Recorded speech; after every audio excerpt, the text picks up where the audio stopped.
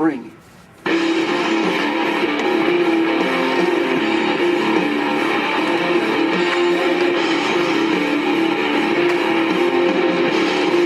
How's it going, Audrey? How's it going, Anna Marie? If you want the real deal, then you gotta Twitter, you just want to be crooked today, don't you?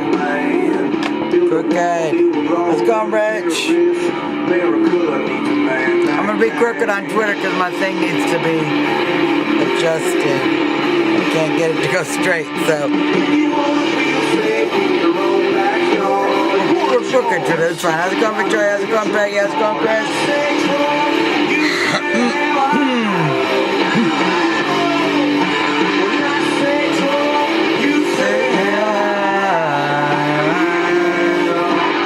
Victoria.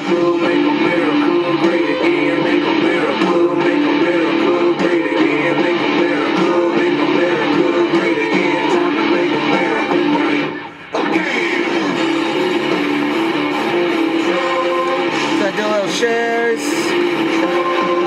How's it going, Becky?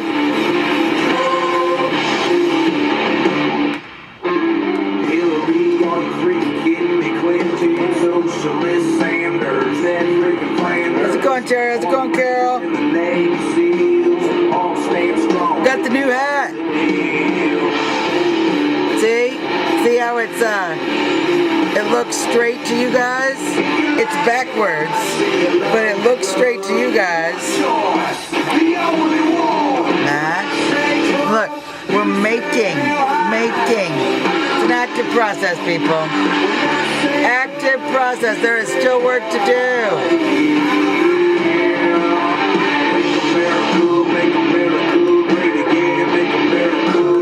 We're going to share, of course, to Overpresses for America. They're going to be doing events June 14th through 17th. I know, I did it, right, Chris?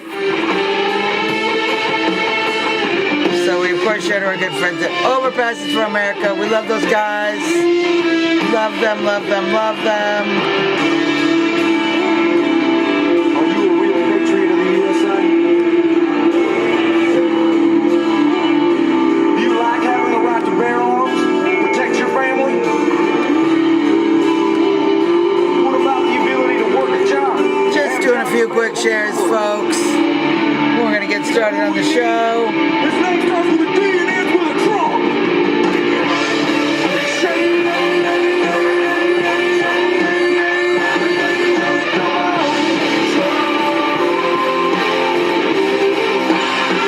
Oh yeah, Twitter is just going to be like, why is Suzzanne all crooked? I'm just going to be crooked today, Twitter.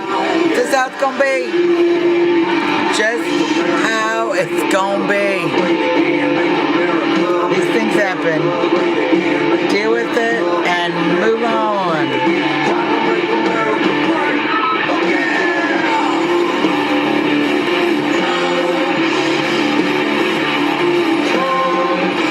All right, folks.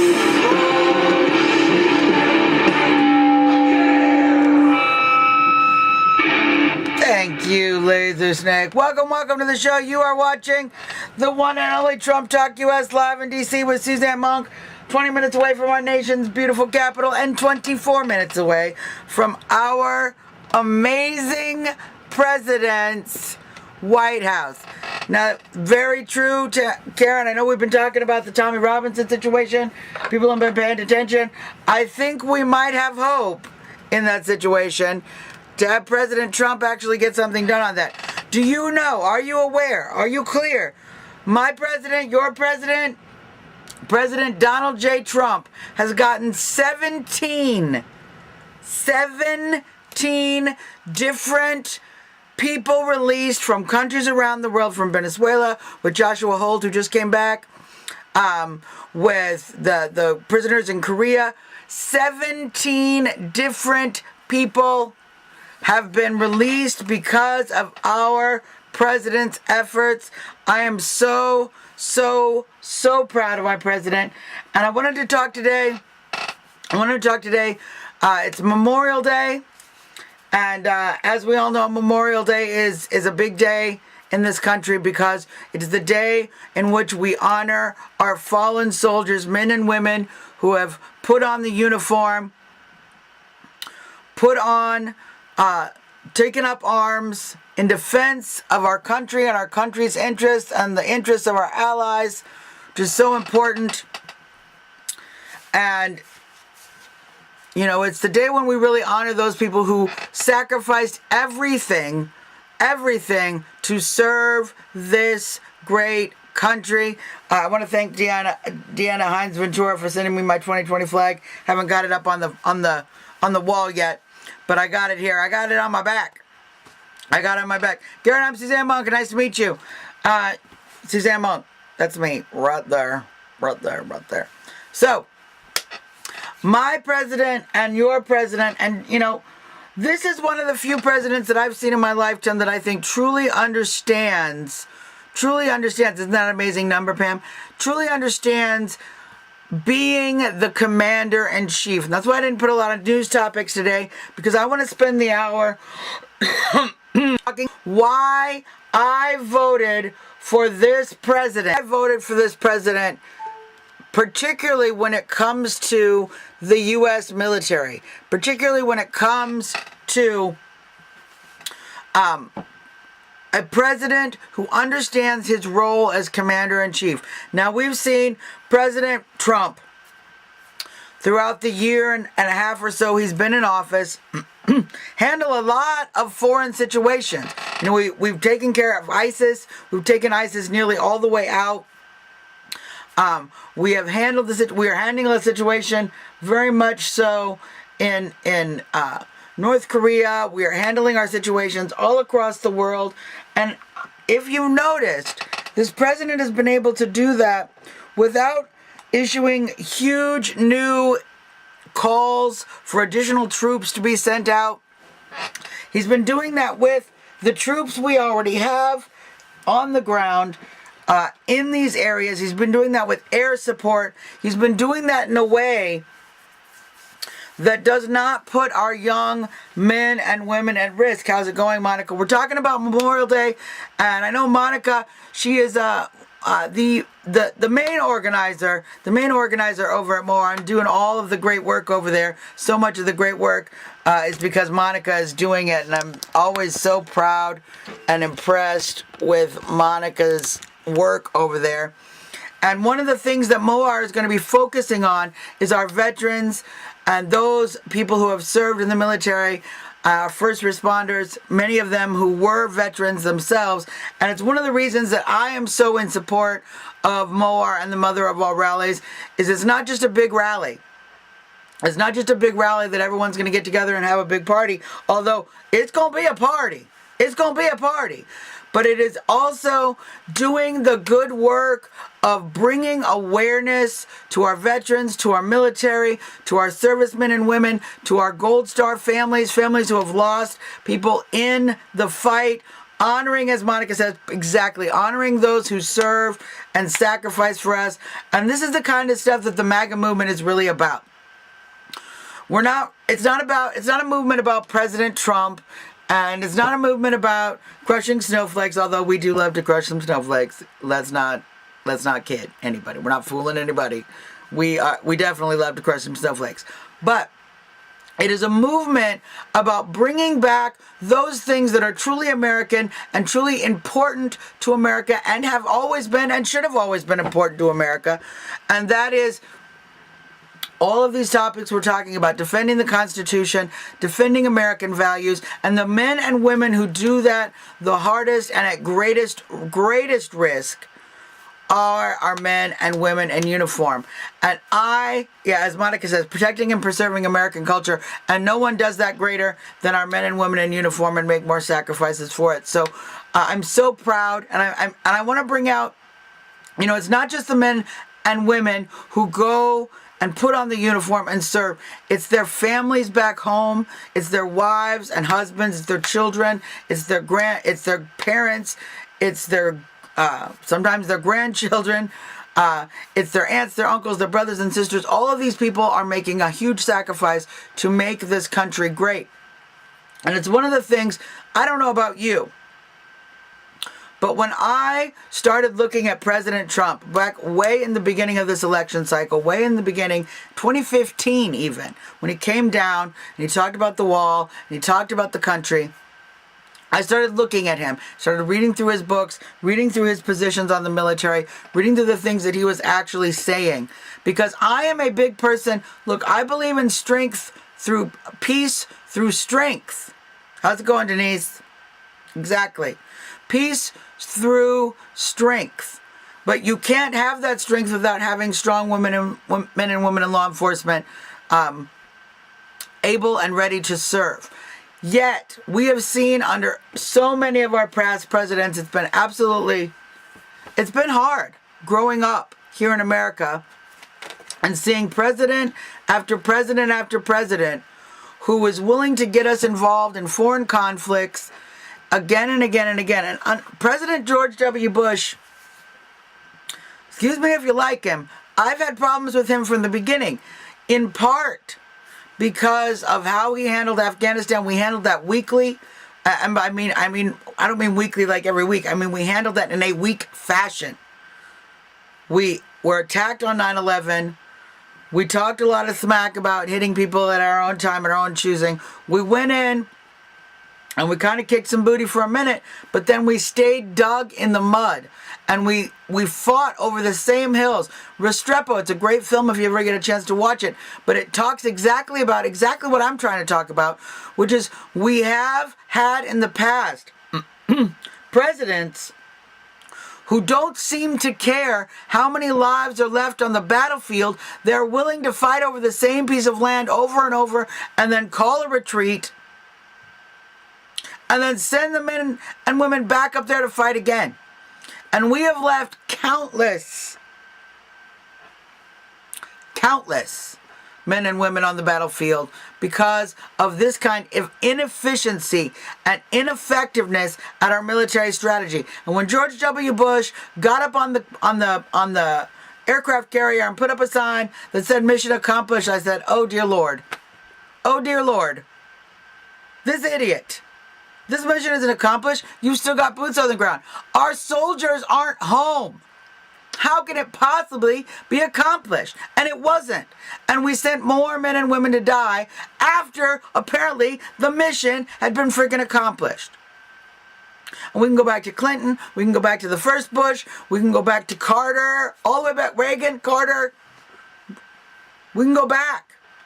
And we have presidents who have again and again tolerated and allowed the inefficiencies in our military that put men and women's lives, servicemen and women's lives at risk and leave our soldiers to die on the battlefield. We all know during the Iraq War, because we saw it again and again and again. We had not equipped our military. We were doing bake sales. We were doing bake sales to send... The computer doesn't want to be plugged in. I don't know why. We're going to figure that out.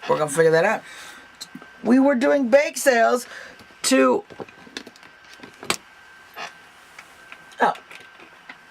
Electricity works a lot better when you actually plug it in, I've noticed. That's just what I've noticed. So, we're doing bake sales to make sure that our men and women had vests to wear, had protection. That we sent them over there with armored cars, but the bottoms weren't armored at all. And IUD after IUD killed many a soldier and maimed and destroyed the lives of many a soldier. And we Americans were the ones sending the supplies. When in fact, we should never, as a country, not one time, send our men and women into harm's way without the best, 100% best equipment, without all of the support, without all of the air support, the strategical support, the diplomatic support. And yet, under previous president after previous president, that is exactly what we did. And it was It's a shame on all Americans. It's a stain on our country. It's a stain on our country what we did there in the Iraq War and how we treated our men and women in uniform. But what did my president do? He ran on the principle of funding the military properly. He ran on the principle of giving our men and women in uniform the tools they need to fight the good fight. He ran. You know, this is something that a lot of people don't pay attention to. Everybody who sat around and talked about how President Trump was going to start World War III and he's going to get us all these wars, they obviously didn't pay attention. They obviously were talking about a different Donald J. Trump.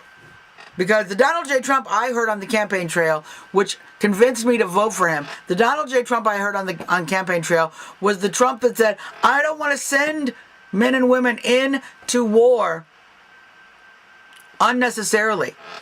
I don't want to go and occupy nations. I don't want to go and destroy everything and then do nation building. We're not doing nation building.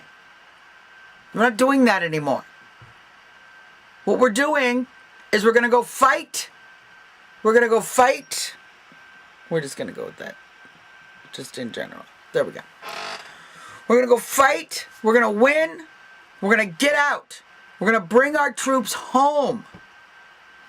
And President Trump has done that again and again in the every situation, every military situation. If he can handle it diplomatically, he's doing that. And in fact, right now what he's doing in North Korea, which, by the way, hey, heads up media, and kind of not only heads up, but in your face, all of you, oh, President Trump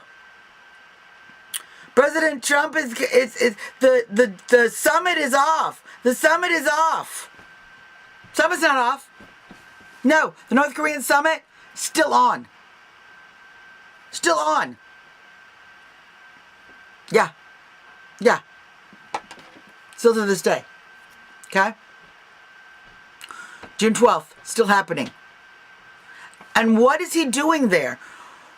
For years, we've seen presidents ignore the North Korean situation, continue to allow North Korea to develop nuclear weapons, to share those nuclear weapons with Iran, to share nuclear technology around the globe. We've seen it. Yeah, exactly, Monica. North Korean chess. Exactly.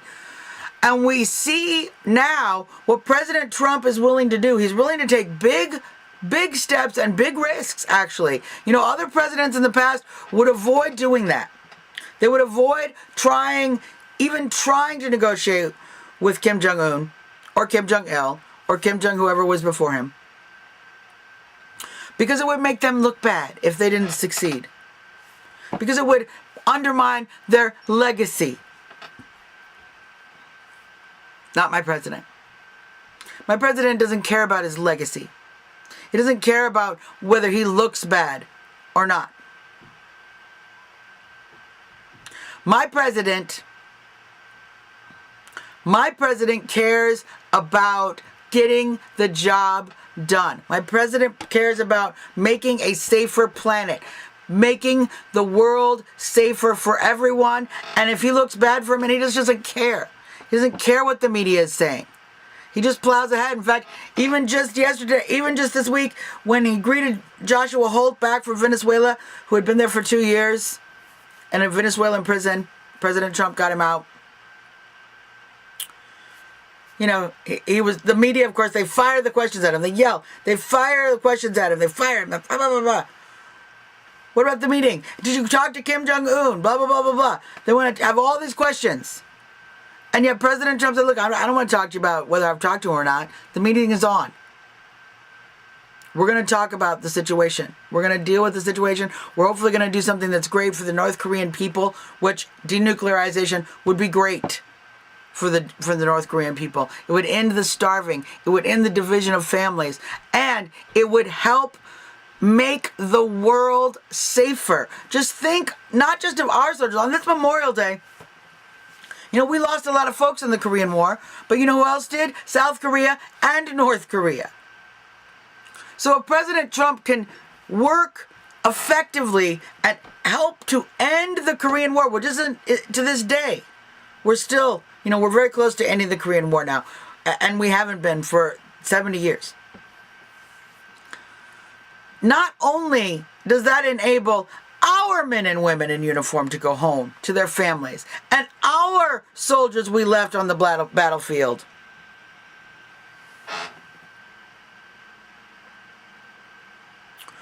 to be honored, and their sacrifice to be worth something. But the men and women in other countries, even in countries, to be fair, and we always got trolls, even in other countries, to be fair, that we're fighting. I know, I'm sure it'll freeze.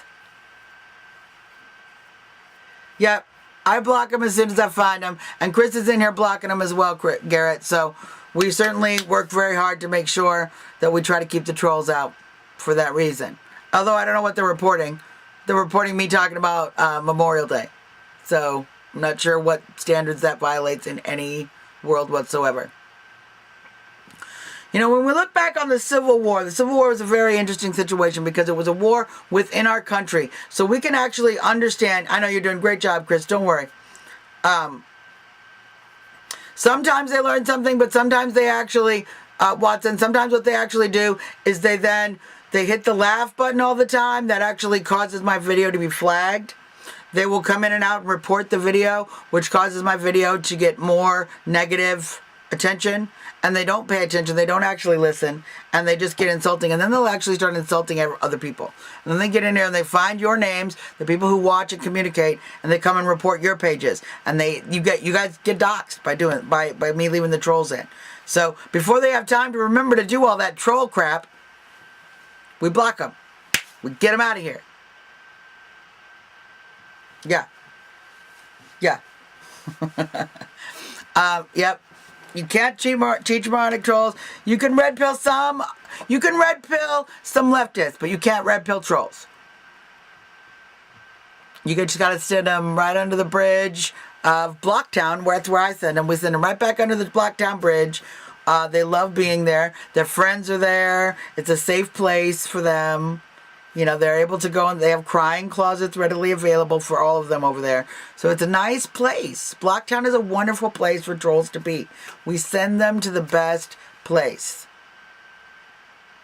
Yeah, Denise, exactly. I'm sure they want to freeze. If they can't get the trolls to say, then they want to freeze. Because what they don't want me continuing to talk about is how much our president is actually making a difference. Now, here in this country, as I was saying, in the Civil War, we got to fight a war where we got to see both sides. And in any war, even, all of the wars, the people, 9 times out of 10, the people fighting on the other side have just as much passion and commitment into what they're doing and what they're fighting for as we do.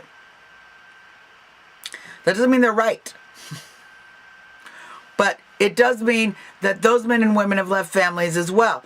Now, having no wars is obviously the best situation for everyone. Having no wars at all, not fighting wars that we don't need to fight, is obviously the best situation. But in order to not fight wars, you have to be strong, because evil will always try to start a war. Evil will always try to fight. And we've seen under the New World Order, and it's been going on for decades, we've seen the military-industrial complex become a real problem, not just in this country, but across the globe. We've seen people who we know make good money selling weapons, controlling and manipulating government situations. We've seen that again and again. And many of us Trump supporters, we have as much as we're strong and in support of the military, we have a little peacenik side of us in that we don't want to need to fight. There's the difference between us and the bleeding hearts with the no war for oil peaceniks that are roaming around, on the left. Here's the difference between us and them. We understand that you don't get peace through weakness. You don't get peace by appeasing your enemy. World War II taught us that. You don't get peace through ongoing conflict, through dragging out the war, through having less than an overwhelming force that crushes your enemy and then you come home. But under President Bush, under President Clinton, under the other President Bush, we have literally seen that exact model where we will send barely the troops we need to get the job done, and the war drags on and on and on and on and on and on and on. And every day that war drags on is another day that a soldier risks their lives. It's another day we send soldiers home in boxes. It's another day that a family back home might not get to see their loved one for a while or ever, ever, ever again. Every day we extend a war. Does it sell more military equipment? Thank you, Michael. Sure. But I'm not an American in order to help Boeing or Lockheed Martin. Okay, that's not what my American blood wants. What my American blood wants, my American heart beats for peace in the world, and we get that through a strong America, through a strong military that says, look, if you try to fight and kill innocent people, we will stop you. We ain't gonna come over there and take over your country. And you know what? We're not gonna fix your roads afterwards. We're not gonna rebuild your schools. We're not gonna rebuild your infrastructure better than we're even building our infrastructure. Exactly, Fred. Oppression. How's it going, Kim? And appeasement. We're not going to do those things. Appeasement every single time. Every single time in this country when we have appeased a dictator, it ends up in a bigger war and more loss of life. And it has actually ended up in massive loss of life again and again and again. World War I, World War II, Vietnam, etc. We've gone on and on and on. When we play these little dick around games, like we played under LBJ, where we sent barely enough troops to get the job done. And when the generals say, the job requires going in there. We need to go into Cambodia. We need to go in and actually get rid of the problem and come home. And they go, my constituents are going to have a hard time with that. My constituents aren't really in support of that idea. So we're not going to do that. We're just going to send barely enough troops for what we need to stay in the war. I don't understand it either, Anne-Marie. I don't understand it either.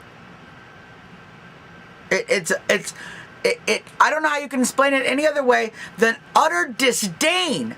Disdain for the men and women in our military who serve. It's beyond not caring. It's beyond not caring about their lives. I feel it literally must suggest I want to send soldiers to die, because if I didn't want them to die, I'd actually give them the equipment they need so that they can protect themselves. I'd actually give them the troops they need to get the job done. Thank you, Watson. I'd actually give them the air support. I'd actually give them the diplomatic support. I'd actually do the work to make sure that we get them in there and out of there as quickly as possible once the job is done, and bring them home.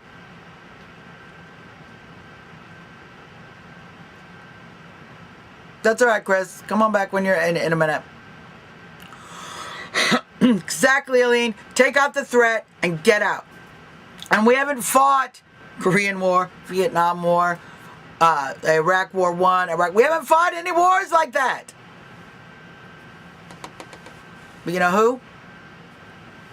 This guy. President Trump was able to take out 90% of ISIS without putting any additional boots on the ground. He understands the appropriate use of air power. He understands the appropriate need for strong, overwhelming force to get the job done. And you're right, Fred. Vietnam was a war we could have won, but the politicians didn't let us win. They defied the generals again and again and again. Oh, under Obama, every decision, I don't even know why we had generals. Because under Obama, every decision, the generals had to send up paperwork to make sure that it was okay we sent a troop over to do the job.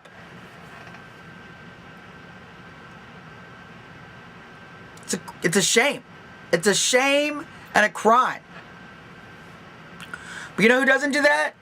President Trump. President Trump brought our Mad Dog Mattis, General Mattis. We love our General Mattis. He brought him on board.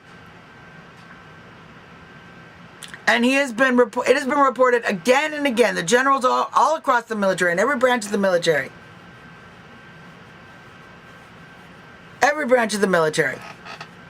I think it might be World War II, Denise. I don't think we won a lot of wars. We didn't win the Korean War. It's still a war. We didn't win Vietnam. We're still fighting in Afghanistan. We kind of just petered out in Iraq until President Trump came in and got rid of ISIS.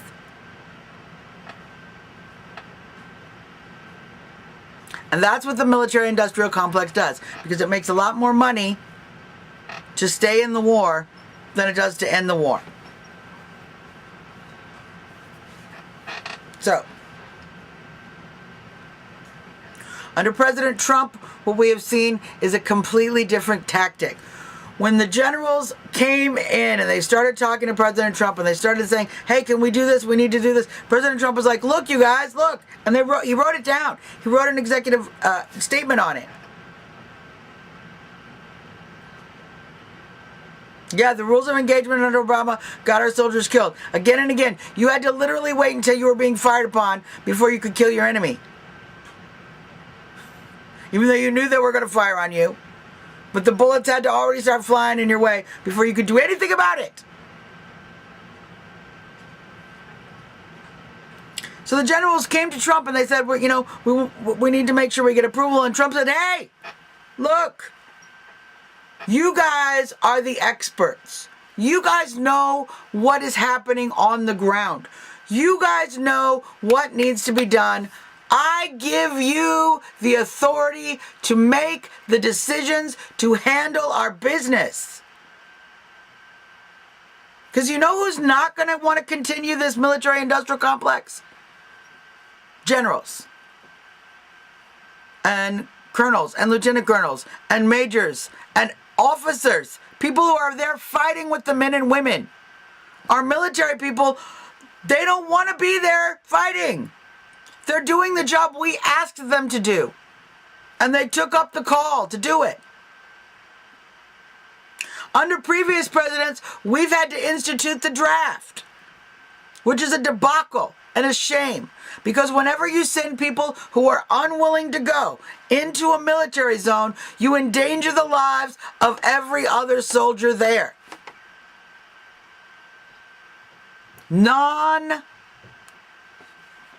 What's the word I'm looking for? There's a word. It's non-voluntary. This is the word I'm looking for. I knew it came to me. Non-voluntary military service is horribly, horribly dangerous. Welcome back, Chris. To our men and women in the theater of war, standing next to somebody who doesn't want to be there and doesn't have the internal will, I have to go on stiletto, to fight, endangers our men and women. That's one of the problems we had in Vietnam. Ask Vietnam vets. They'll tell you. Every time I see a Vietnam veteran, I go up and I don't only thank them, but I say, I know that when you came back, you didn't get the proper treatment. And every time I see a Vietnam veteran, come up to you and make sure that I say, I'm sorry my country treated you like that, and I am here to thank you and try to make that right now. Because we put them in a horrible situation. Yeah. President Trump understands that you do not get yourself into a conflict where you have to send so many men and women that you have to start drafting people. He understands that.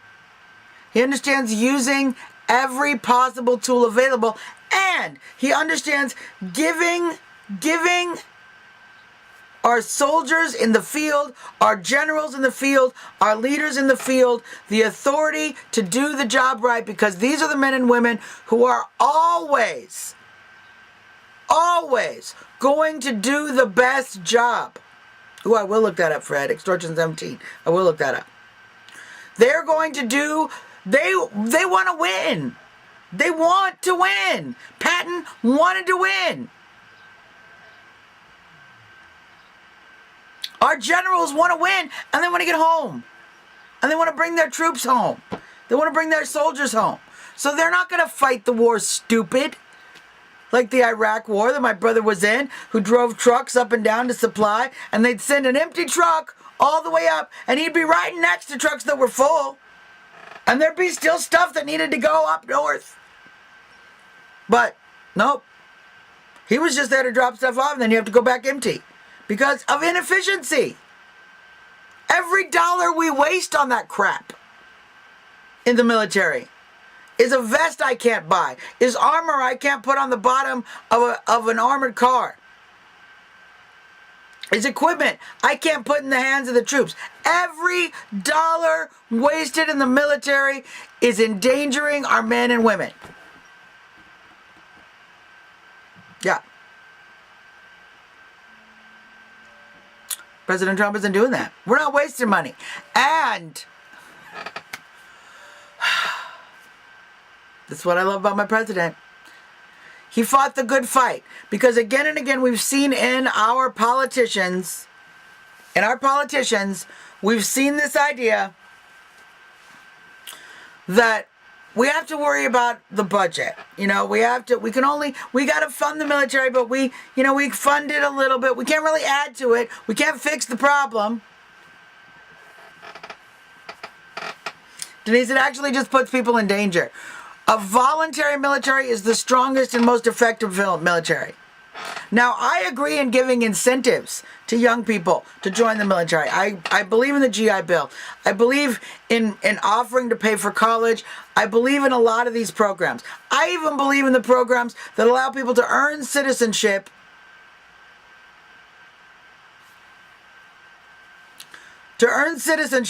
by serving in our military. I believe in all those things.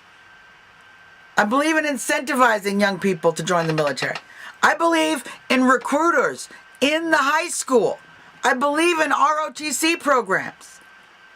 I believe in the things that encourage our young people to willingly and voluntarily serve in our military. But in every situation where we have had to send drafted young men and women into the military, it has caused us problems. We have one of the strongest militaries in the world now because it is an all-voluntary military service, and the people who are there want to be there. They believe in our country, and they have the internal fortitude to fight the good fight. So, now, what President Trump was able to do, unlike other politicians in the past, is say to himself, it doesn't matter what they say to me about this budget. It doesn't matter what they say to me. Exactly, Pam. So that's the generals be generals. It doesn't matter what the news is going to say about President Trump's a warmonger because he wants to spend all this money on the military. It doesn't matter. We're going to actually fund the military and make sure that our military has the equipment it needs. The sequestering of military funds that was allowed to go on under the past president was literally a method and mechanism designed to deteriorate our military from within under some delusion of budget negotiations. Well, we're going to cut the budget. We got to cut the budget. And so the budget should be cut across the board. You guys want the budget cut, right? You want the budget cut. That's right, Denise. That's why we need to get our education system back. Denise said it's so true. Our education system will not let that happen anymore. They're teaching disrespect for our military. Yes, they don't want ROTC. They don't want recruiters in the schools. They've literally, in many places, banned them from being there or being even on campus grounds. We're going to stop that. We're going to get that ended under this president. We're going to get our military back respected under this president. And right now, we're fixing the damage that happened under Obama and the sequestering and the budget cuts in our military because they don't, if you notice, they don't cut the budgets of the extraneous planes that they've agreed to buy from Boeing because that's money in the district of these politicians. They cut the budget. They cut the budget and it ends up affecting the actual troops. Who then don't get the military equipment they need. President Trump went in, he cut off the stuff we didn't need. Oh, there's these legacy purchases we've done? Now, let's renegotiate that. Call Lockheed Martin. Get them on the phone. Hey, we don't need these planes. We actually want to spend that money doing this. And we're not buying this crap we don't need. It's obsolete already. We're not buying it. Cancel the order.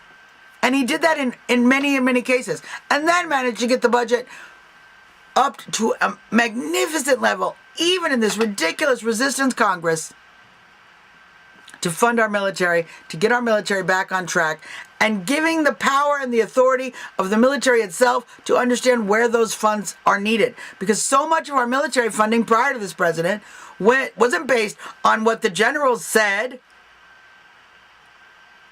was based on what some politician said in his district because there's a Boeing factory, or there's a Lockheed Martin factory, or this or that. And it was all about getting votes for the congressmen back home. Yeah, art of the deal. Cut the budget, call him up. He saved money on Air Force One. He didn't even want to build another one. They convinced him he needed to do it, but he still was like, all right, but I ain't paying what Mr. Obama agreed to pay. I ain't paying that. No. So we put the money back from these bad purchases back into the system. We put more money into the system, and then we handed that buying power back to the generals who know what we need. Instead of our congressmen and swamp rats who need votes and don't care what we need. That's the military-industrial complex. The military-industrial complex is a bunch of swamp rats who go in and say, well, we need to keep up all these contracts. I need bigger contracts. We need more $30 million planes, more $1 billion planes, because that's what is going to help my district.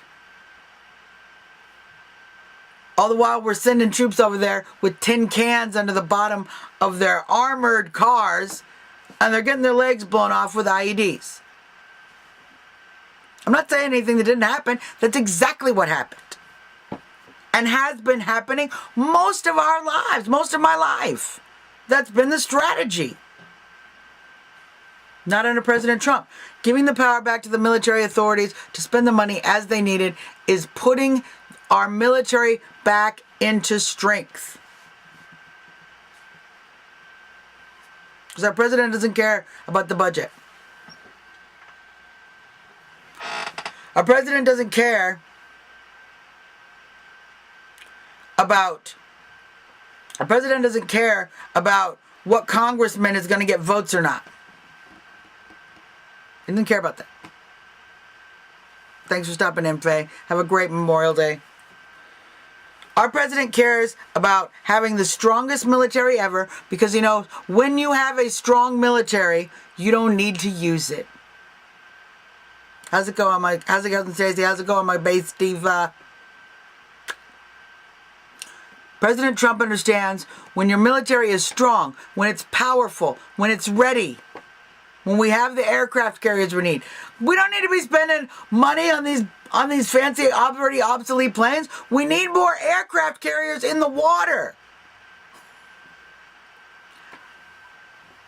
I've been actually saying that for a while. I would say for years. You know what? If I were president, you do this. You say, if I were president, I'd build a whole bunch more aircraft carriers because we don't need all these boots on the ground if we've got an aircraft carrier. You know why? Because I just go park my aircraft carrier off the shore of the situation I need to handle. And the planes take off and we bomb the F out of it. We don't have to even put boots on the ground. We don't need any boots on the ground. Oh. Yeah, if you have the strongest military, exactly. That's exactly what I'm saying. I know you're saying that in a question because you think that you don't believe what I'm saying to you. But that's entirely the truth. If I have a military so strong that any enemy knows they have no chance to defeat me, they're not even going to fire the first shot. It's kind of like, look, I have a friend. He played in the NFL. His name's Jamie Brown. Played in the NFL. Okay. If Jamie comes out, you say you're like, I'm mad. Oh, I'm mad. I want to punch somebody in the face. And then Jamie comes out and he's the guy you're supposed to punch in the face. And you're, 5'6". You kind of go, you know what? I've totally lost my entire urge to punch anybody in the face now. I don't think this is going to work. I don't even know if I can reach your face, let alone punch it. So you know what happens? I calm down. I calm the F down is what I do in that situation. And I don't punch anybody in the face. Peace through strength. You do that with your military. When your military is so big and so strong that any enemy will be destroyed in a moment, even with trying, you do not have to use it. I know, Fred, I know. I know, and you know me too. And that's the same thing we see under President Trump. That's why when people were talking about this week with the North Korean summit, why would we continue to play the war games? Why would we continue to do military exercises with South Korea when we're trying to make peace? You guys don't get peace through strength. That's what peace through strength is. Peace through strength is, hey, we'd love to have peace. Oh, and by the way. Right, exactly, Denise. Exactly. You go to the one that still has the Hillary Clinton poster up in the lawn, not the one who has NRA stickers all over the window. So, this is why I elected this president. One of the main reasons I elected this president. Because I do not support occupying other nations. I do not support nation building. That doesn't mean I support being weak in any way. I support dropping a few more Moabs if we need to get the job done. President Trump, the exact same way. And this is one of the things that the more the president would talk, the more the president actually enacted his policies and principles, the more I felt that connection with our president. Because we were on the same wavelength. Finally, a president who understands, don't put a bunch of boots on the ground in Syria. Are you crazy? Park an extra aircraft carrier over there. Send some more flights over. Bomb it. Destroy the enemy. Don't wait for them to shoot you. Destroy their equipment. Destroy their arsenals. Destroy the areas where their troops need to travel. Destroy their mobility. Destroy their resources that are where they get the money. Yeah. So you show strength and you exhibit strength, and when you need to use it, you use it 100%, all out, balls to the wall, and then you're done. And this is what President Trump is doing. So all of the things we're seeing under this president have exactly this mentality of peace through strength, and actually Twitter froze in a really hilarious position. You'll see. Maybe I can screenshot it.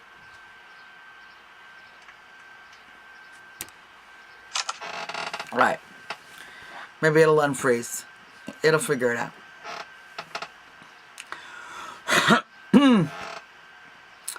This is the kind of president we have. I'm so proud of my president. Now, in addition to that, and President Trump has always said, and we're not rebuilding. We're not doing this crap. We're not playing this game. We're going to just let Twitter be Twitter. Twitter is doing the old Periscope thing where it just froze up entirely. So we're going to let them, they're going to have to come over here. That's fine. That's fine. Additionally, we have a president who, 1, understands the military needs to be supplied. 2, understands we need to make sure we have the strongest military in the world so we don't have to use it. 3, when we do use our military, we use overwhelming force. We don't stay on the ground. We're not there to occupy, and we're not doing nation building. These are like all reasons that I voted for my commander-in-chief. But he's also a president who understands, number 4, that you need to use real diplomacy. Welcome back, Garrett. Real diplomacy, because nothing keeps our troops safer than real diplomacy. Real diplomacy. Not years of appeasement, not giving Kim Jong-un money every time he throws a temper tantrum so he builds bigger nuclear bombs. Not handing Iran a pallet of cash. Not undermining our alliance with Israel. None of those things do any of that. Real diplomacy is what keeps our troops the most safe. I know, do you remember shock and awe? It was kind of like shock and awe. Are you serious? This is what we were waiting for the whole time? It was sad, actually. It was very depressing. I felt that was way overhyped. W was really good at hyping stuff, not so good at enacting stuff.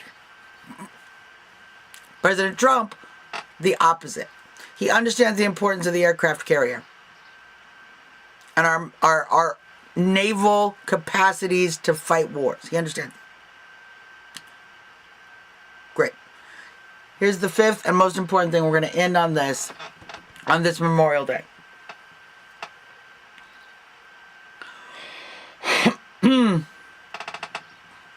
My president understands honoring our men and women in law enforcement, in the military and in law enforcement, but honoring our men and women in the military. And when he spoke at the Naval Academy just this week, the Naval Academy graduation, he stood for 90 minutes. He's like in his 70s. It's a long time. 90 minutes is a long time for me to stand. He stood for 90 minutes and he shook each and every one of those graduates' hands. So it wasn't about, President Trump knows it's not about he's the president, he's got other things to do. He's got meetings to make. He's got elbows to rub. He's got people to schmooze. And he does have all those things. He's got world leaders to talk to. He's got negotiations he's doing up and down. He's got all this stuff he's got to do. It didn't stop him from taking 2 hours, 3 hours, whatever it took, whatever time it took to stand there and let each and every single troop, not troops, troop, one, each and every single sailor, the Naval Academy, sailors, Let them know that he respected them, he appreciated their service, and thanked them personally. We couldn't even get Obama to go and stand on the airplane when we brought our dead soldiers home. We couldn't get him to go greet the airplane. We got President Trump standing there making sure every single graduate knows how important he thinks they are. This is my president.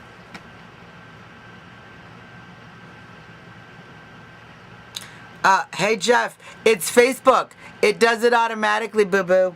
So, I appreciate the suggestion, but if anybody's a dingbat, it's you who doesn't understand how Facebook works.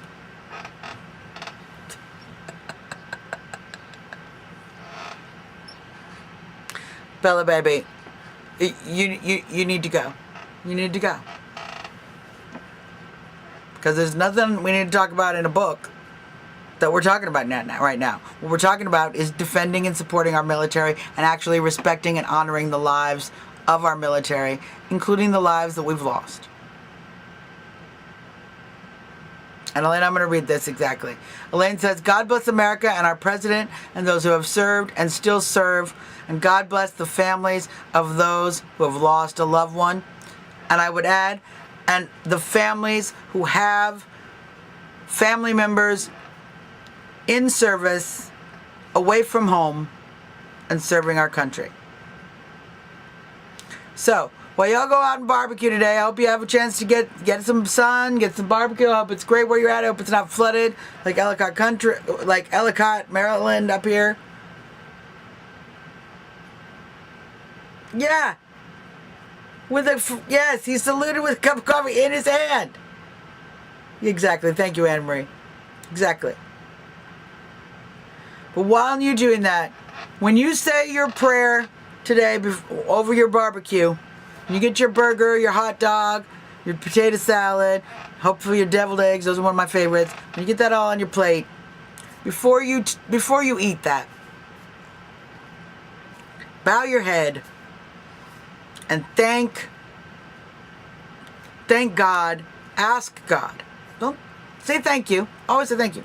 But ask God to protect our military, to heal the hearts of those who have lost someone, to bless the families who have lost soldiers, who have soldiers serving, or who will have soldiers serving, and ask our good Lord to bless and protect our President Donald J. Trump, the greatest commander-in-chief of our lifetimes, and maybe the greatest commander-in-chief since that first one, George. Love my president. And that, folks, is our show for today. I wanted to thank you guys for letting me kind of rant on this specific topic. I think it was important to really honor and represent what Memorial Day is about. Of course, you can go to Stand With Post. And Denise, I want to talk to you. When you get a chance, I'm going to call you later. Maybe not today, but next time we get a chance to talk, I'm going to send you a message because there's a little something I want to talk about. You can go to StandWithPotus.com. StandWithPotus.com is where my super PAC, Stand With POTUS, is doing the work we can to help stand with our president and standing with the individuals who are standing with the president. We're putting together this fantastic event, the MAGA Summit, right here at Trump International. We're putting that on around and in conjunction with MOAR. And part of the fundraising we are doing is in order to be able to fund MOAR 2019. So we can keep that going. Keep that going. Because I stand with every single one of you who gets up, you're welcome, Stacy, who gets up and puts on the MAGA hat, even if it's not on your head, puts on the MAGA hat in your heart and gets up and does the work.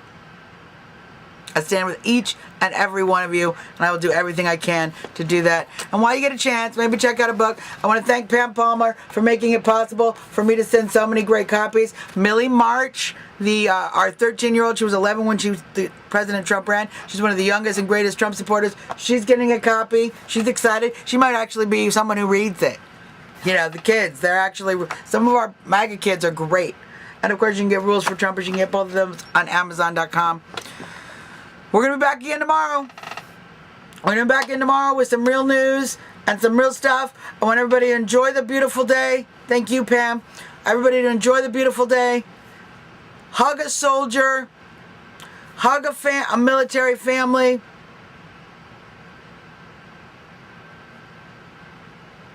And thank God for the country you live in. We're going to keep up the good work. Thank you to all my Patriot sisters. Thank you, Monica. Thank you, Denise. Thank you, Chris. Thank all of you for standing with me to keep taking this country back. We almost lost it. But then God brought us Trump.